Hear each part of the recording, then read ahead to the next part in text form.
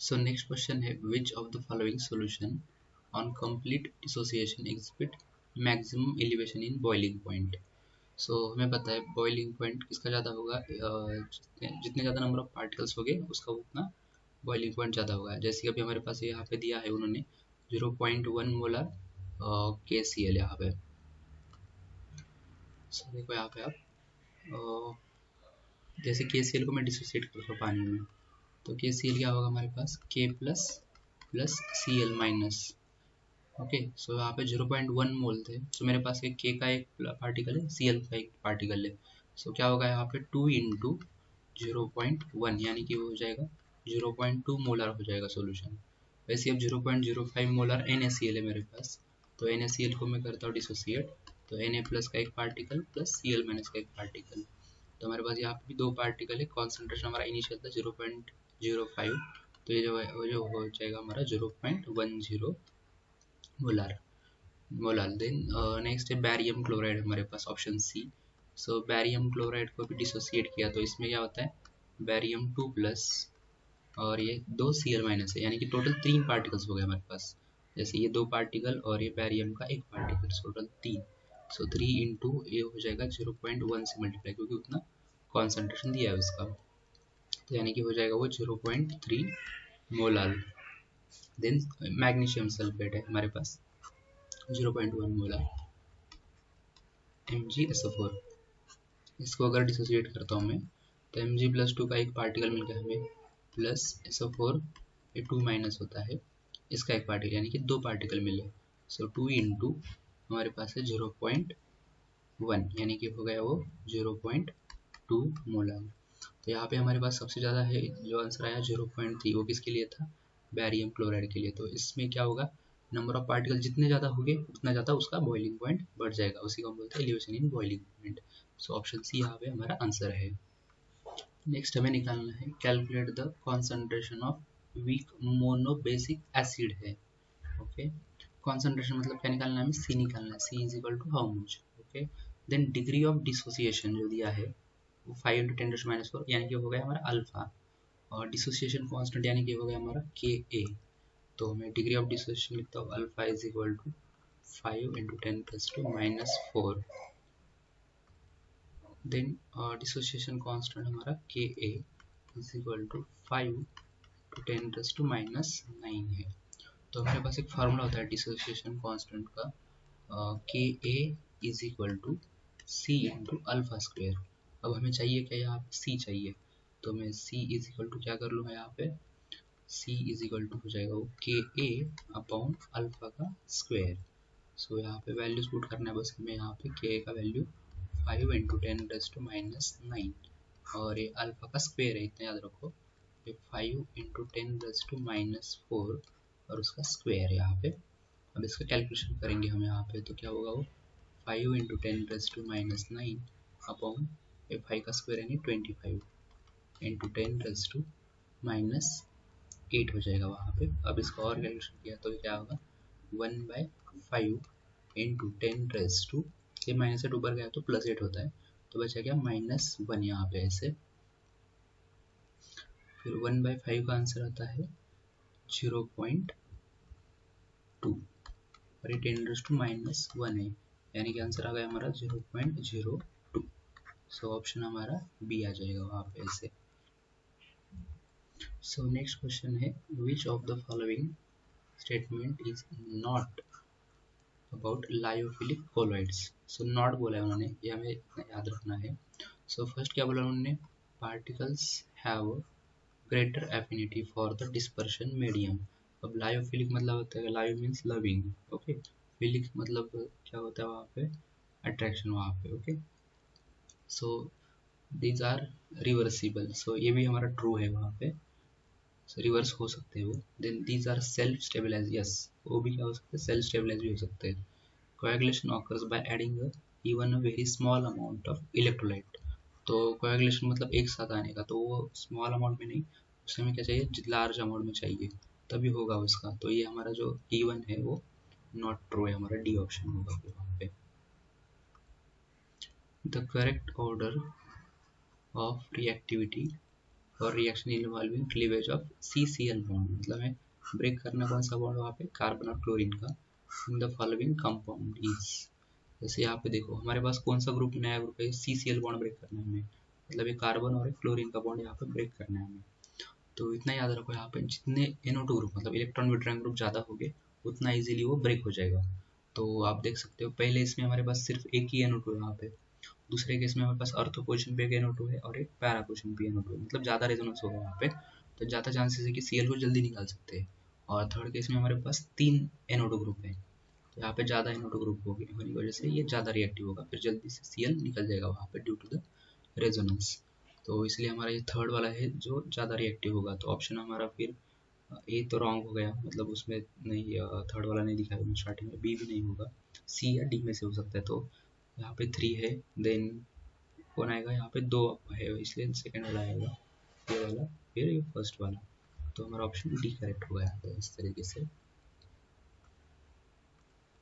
Next question है हमारे पास, how many isotopes of nitrogen are found. अब आइसोटोप्स मतलब क्या होता है हमें पता होना चाहिए। आइसोटोप्स होता है हमारा same atomic number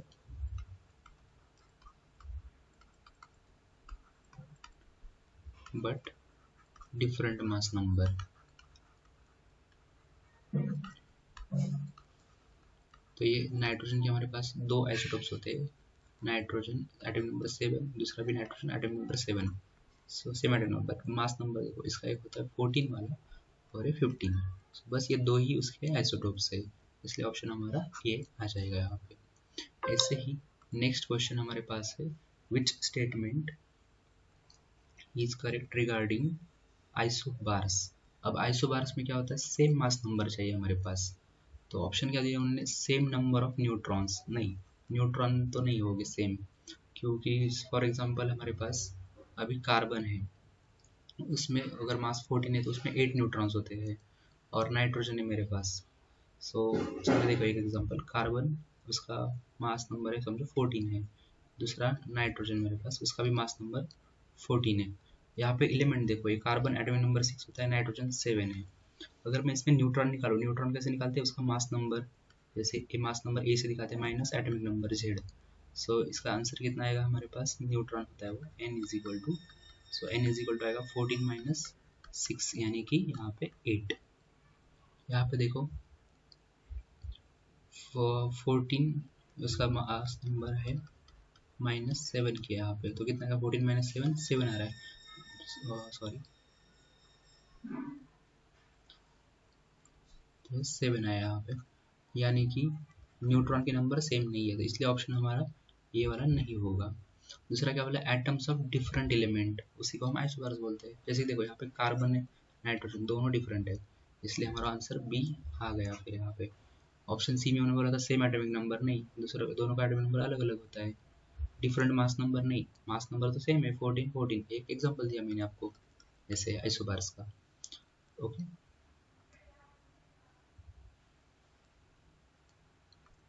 next question, the reaction O3 plus O used to O2 proceeds in a single step, यानी वो elementary reaction है।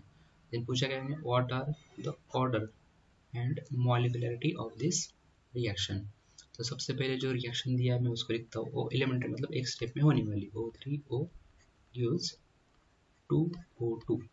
सो हमें ऑर्डर क्या मिलेगा वहाँ पे, एलिमेंट्री होने की वजह से जितने रिएक्टेंट है वो उसके प्रोपोर्शन होगी, के यहाँ पे O3 उसका पावर 1 और ये O उसका पावर 1। सो ऑर्डर क्या होती है हमारी, सम होती है वहाँ पे कॉन्सेंट्रेशन की पावर की ना, रेट लॉ। तो 1 + 1 दोनों का ऊपर का मैंने एडिशन किया, तो सेकेंड ऑर्डर हो गया हमारे पास। देन मॉलिक्यूलरिटी क्या होती है हमारे पास, number of molecules reacting in a elementary reaction. देखो यहाँ पे ये O3 एक हो गया यहाँ पे, और ये O भी हमारे पास एक है, यानी 2 हो गए, 1 + 1 2। सो इसकी मॉलिक्यूलरिटी 2 हो गई, तो ऑर्डर 2 चाहिए और मॉलिक्यूलरिटी भी 2, यानी ऑप्शन हमारा बी आ गया यहाँ पे। देन ये तो क्वेश्चन देखो बहुत इजी आ गया आपके लिए, which of the following does not contain an OH group. OH मतलब क्या होता है, अल्कोहल। ओके, और किस में नहीं है वो दिखाना है। सबसे पहले हमें तो इथेनॉल दिया उन्होंने, इथेनॉल का फॉर्मूला हमें पता है CH3 CH2OH, तो उसमें तो OH है वहाँ पे। देन फिनॉल, फिनॉल क्या होता है हमारे पास, बेंजीन रिंग को OH ग्रुप, तो उसमें भी क्या हो गया हमारा, ये OH ग्रुप है वहाँ पे। देन डाईथाइल ईथर, ईथर में कैसे होता है देखो, वहाँ पे ईथर में होता है हमारे पास oxygen, then ethyl group C2H5, और यहाँ पे भी हमारे पास C2H5 ग्रुप है।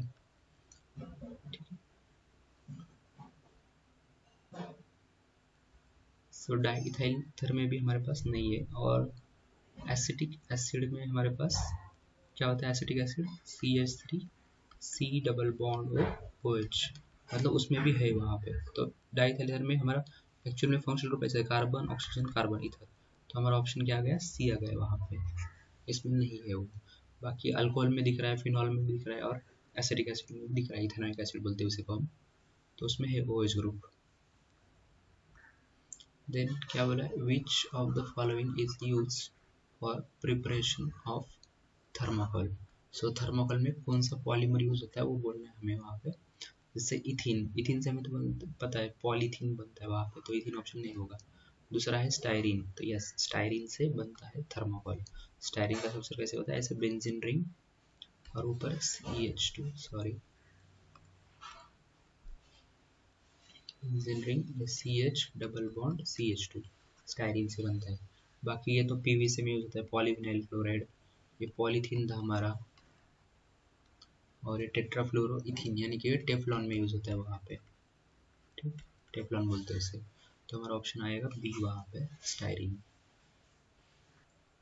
क्या बोला, विच of the following is a soft metal, soft मतलब जो इजीली कट होते हैं। आयरन ऑप्शन दिया उन्होंने, आयरन तो नहीं, इजीली कट नहीं होता, वो बहुत हार्ड होता है। सोडियम, यस, तो सोडियम हमारा इजीली कट होता है, जैसे हम चाकू से वगैरह कट कर सकते हैं उसको, तो हमारा ऑप्शन ये आएगा। एल्यूमिनियम भी थोड़ा सा हार्ड होता है, कॉपर भी थोड़ा सा हार्ड होता है वहाँ पे, सो बट सोडियम को हम इजीली चाकू से कट करते हैं, इसलिए वो सॉफ्ट होता है। देन नेक्स्ट है, which of the following does not have isotopes. So isotopes मतलब होता क्या है, आइसोटोप्स मतलब same atomic number of element, element भी सेम होगा हमारा, same atomic number but different mass number, different mass, ठीक है। सो जैसे हाइड्रोजन के हमें पता है आइसोटोप्स 3 होते हैं, हाइड्रोजन, ड्यूटेरियम और ट्रिटियम, तो इसका एटॉमिक नंबर 1 1 1 है, मास इसका 1 होता है, इसका 2 और इसका 3, तो इसका आइसोटोप्स है। देन उन्हें डज नॉट बोला, मतलब नहीं किसके। देन कार्बन के भी होते हैं, कार्बन 12 होता है, कार्बन 13 होता है, और कार्बन 14 होता है। देन फ्लोरीन के ही नहीं होते कोई, फ्लोरीन का बस एक ही है उसका, 19 मास होता है उसका, दूसरा कोई नहीं है। क्लोरीन के भी 2 होते हैं, क्लोरीन आपने देखा होगा 35 एंड क्लोरीन 37, दोनों के एटॉमिक नंबर सेम ही है, कितना 17 17, तो हमारा ऑप्शन सी आ जाएगा वहाँ पे, फ्लोरीन, ठीक है।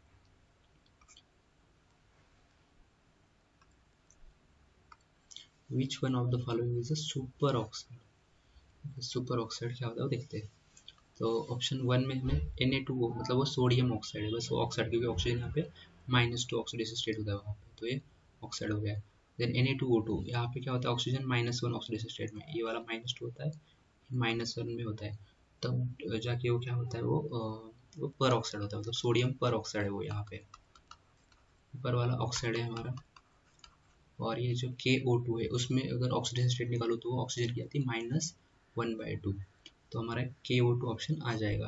कैल्शियम ऑक्साइड तो पता है हमें, ये तो ऑक्साइड है।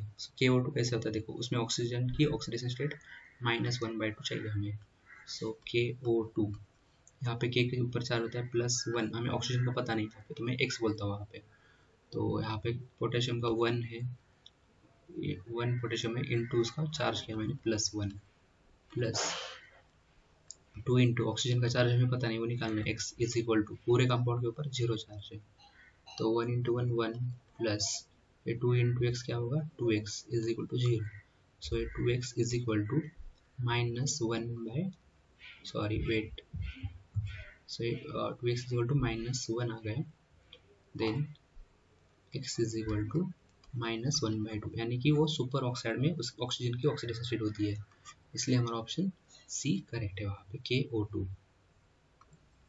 नेक्स्ट है हमारे पास which one of the following has the highest boiling point. So हमारे पास ऑप्शन दिए उन्होंने मीथेन मतलब CH4, मीथेन, अमोनिया, वाटर और HF। तो हमें पता है हाइड्रोजन बॉन्डिंग जिसमें ज़्यादा होगी उसका बॉइलिंग पॉइंट ज़्यादा होता है, और जनरली फ्लोरीन हो गया, देन ऑक्सीजन हो गया और नाइट्रोजन, ये तीनों भी हाइड्रोजन मतलब जब हाइड्रोजन के साथ होंगे तो उनमें ज़्यादा stronger intermolecular force of attraction होता है ड्यू टू हाइड्रोजन बॉन्डिंग, तीनों भी दिखाते हैं। मतलब ऑप्शन ए तो नहीं है हमारा, बी, सी या डी से हो सकता है। उसमें भी अब जितना ज़्यादा हाइड्रोजन बॉन्डिंग होगा उतना उसका वहाँ पे बॉइलिंग पॉइंट ज़्यादा होगा। तो इस केस में हमारा जो वाटर है उसका बॉइलिंग पॉइंट हमें पता है वो क्या होता है 100 डिग्री सेल्सियस। तो वाटर हमारा सबसे ज़्यादा बॉइलिंग पॉइंट यहाँ पे दिखाएगा। ठीक है, एच एफ क्यों नहीं है, क्योंकि यहाँ पे उसने बॉन्ड बनाया, हाइड्रोजन बॉन्डिंग बनाता है एच एफ, उसका एवरेज कितना है देखो, समझो उसके कॉन्टेक्ट में दूसरा एक एच एफ आया, तो यहाँ पे उसने बस 2 हाइड्रोजन बॉन्डिंग बन रही है एक मॉलिक्यूल में, जैसे इधर से एक बनाया उसका ये वाला और इधर से एक बनाया डेल्टा एच प्लस और डेल्टा एफ माइनस, मतलब यहाँ पे एक हाइड्रोजन बॉन्डिंग होगा उसका और ये एक है उसका, 2 हाइड्रोजन बॉन्डिंग है।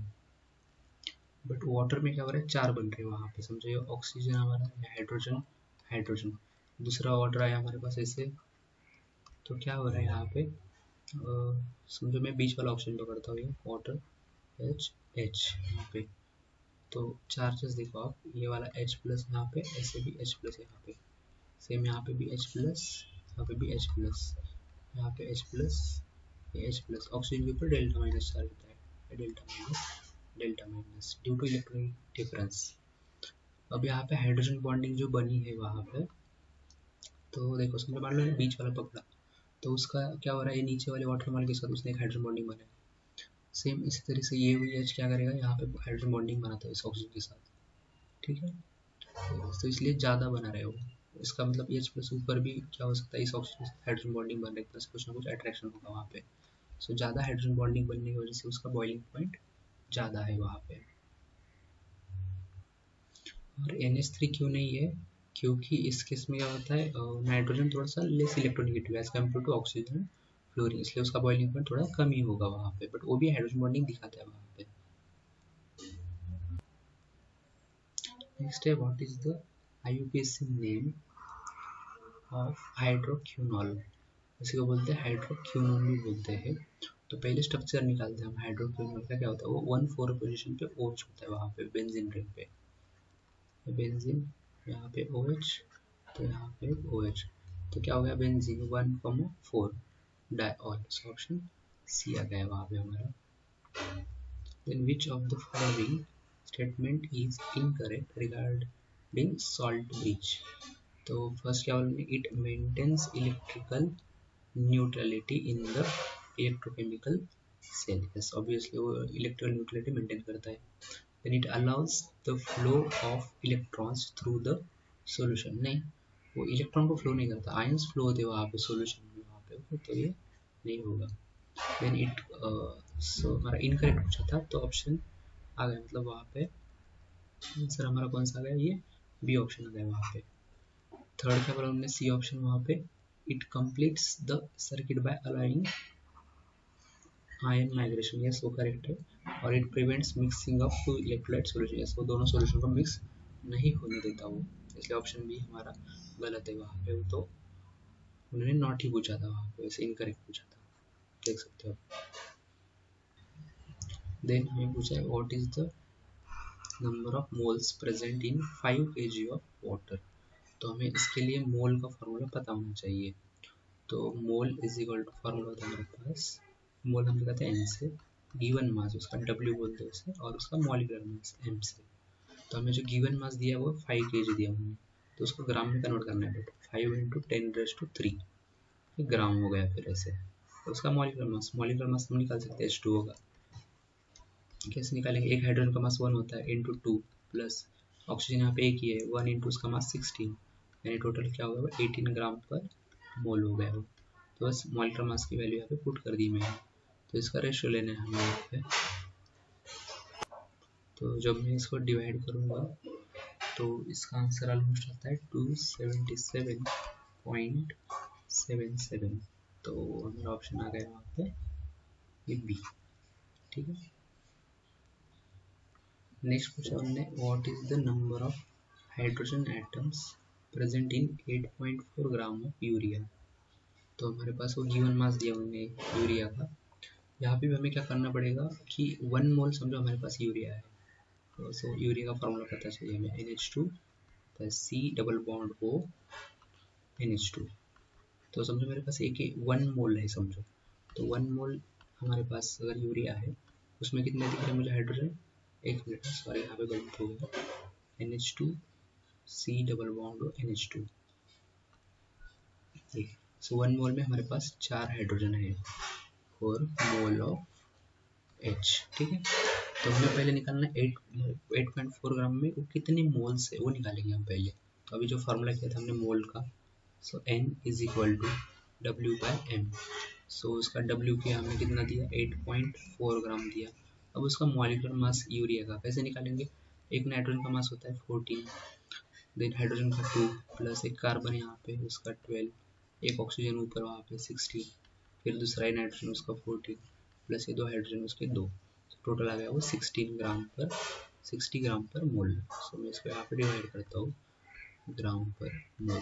तो कितने मोल्स आ रहे हैं यहाँ पे ऐसे करने के बाद, तो जब मैं डिवाइड करता हूँ इसका आंसर आता है ऑलमोस्ट 0.14 मोल। ये क्या हो गया हमारे पास यूरिया आ गया, ठीक है। तो हमें पता है जस्ट हम लर्न अभी बता 1 मोल में अगर यूरिया है हमारे पास तो 4 मोल ऑफ एच है। तो 0.14 में कितने हो गए, तो 0.14 में हो गए एक्स। तो मैं इसका कैलकुलेशन करना है हमें बस। तो 1 मोल यूरिया है तो 4 मोल एच है। वैसे हमारे पास 0.14 मोल यूरिया है तो उसमें x मोल ऑफ एच हो गया। तो इसका कैलकुलेशन करते हैं हम। तो x is equal to rearrange कर दो इसको, x को इधर भेजा मैंने 0.14 इसको मल्टीप्लाई होगा 4 इंटू 0.14 अपॉन 1। तो इसका मल्टीप्लिकेशन करने के बाद क्या आएगा आंसर 0.56 आएगा। तो 0.56 मोल ऑफ हाइड्रोजन आ गया हमारे पास। अब इसमें हमें क्या पूछा है क्वेश्चन में, एटम्स पूछा है उन्होंने, तो वो भी देखना पड़ेगा हमें, एटम्स पूछा है। तो हम क्या करते हैं वहाँ पे इसको मल्टीप्लाई करते हैं एवोगाड्रोस नंबर से, हमें एटम मिल जाएगा 0.56 इंटू, तो एवोगाड्रो नंबर होता है 6.022 इंटू 10⁻23।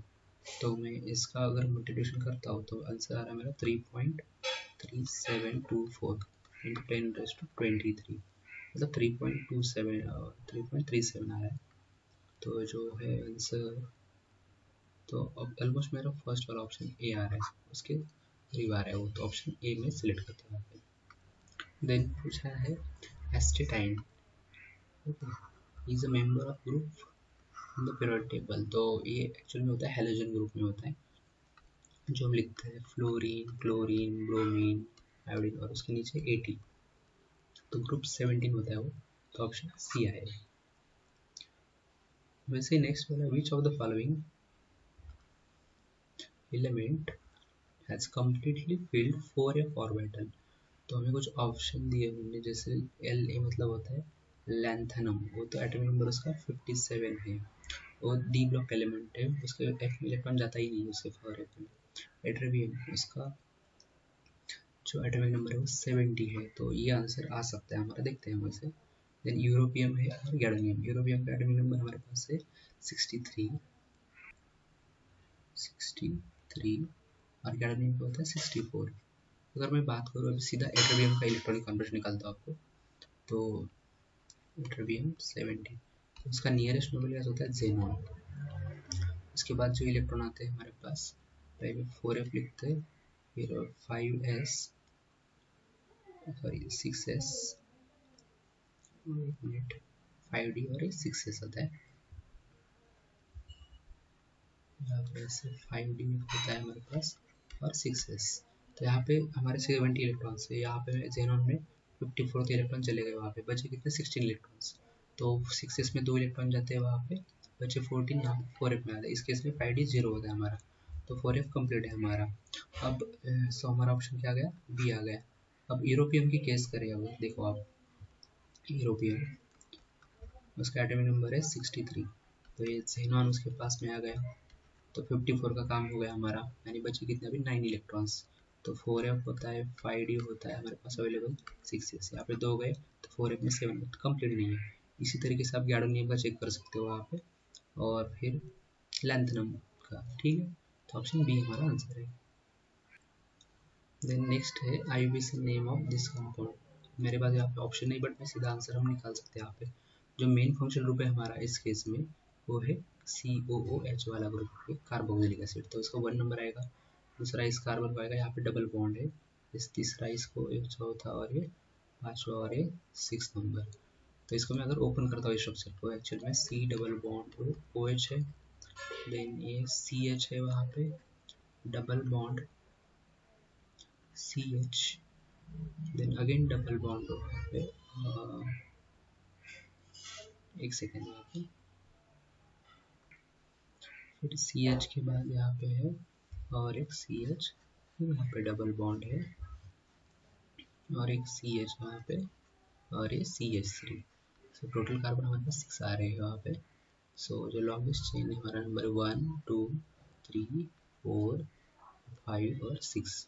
तो 6 कार्बन का हमारे पास क्या होता है, हेक्सेन होता है, बट यहाँ पे डबल बॉन्ड भी है। तो हेक्स और कितने पोजीशन पे हो, सेकेंड पोजीशन पे और फोर्थ पोजीशन पे हमें डबल बॉन्ड दिख रहा है, तो 2 बार आने की वजह से इसको हेक्सा बोलते हैं।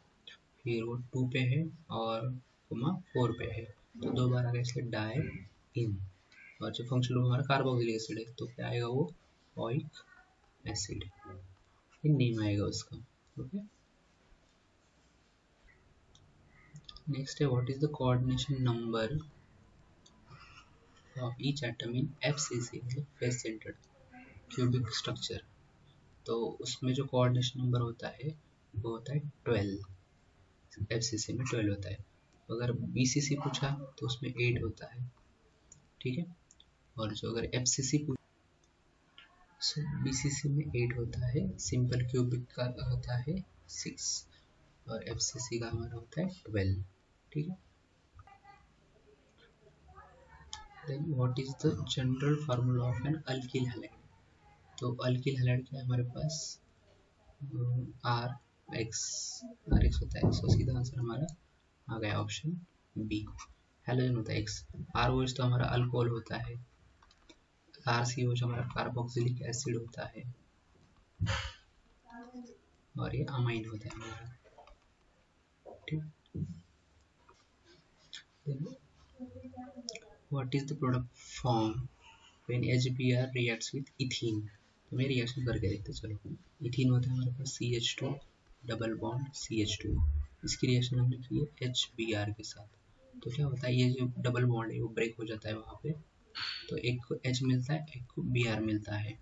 तो हो गया कि हमारा ये CH3 हो गया लेफ्ट साइड में, समझो CH3, देन क्या सिंगल बॉन्ड CH2 और उसको आ गया Br। तो हमारा आंसर क्या आ गया इसका, ब्रोमो इथेन। सो ऑप्शन हमारा डी आ गया यहाँ पे, ठीक है दोस्तों। तो ये कुछ क्वेश्चन किया, और भी हम और क्वेश्चन करेंगे नेक्स्ट वीडियो में, हम देखते हैं वहाँ पे। Thank you. और अगर आपको एक सीरीज़ अच्छा लगा तो आप लाइक कीजिएगा, सब्सक्राइब कीजिएगा, और कुछ सजेशन होगा तो वो भी बता दीजिएगा। Thank you.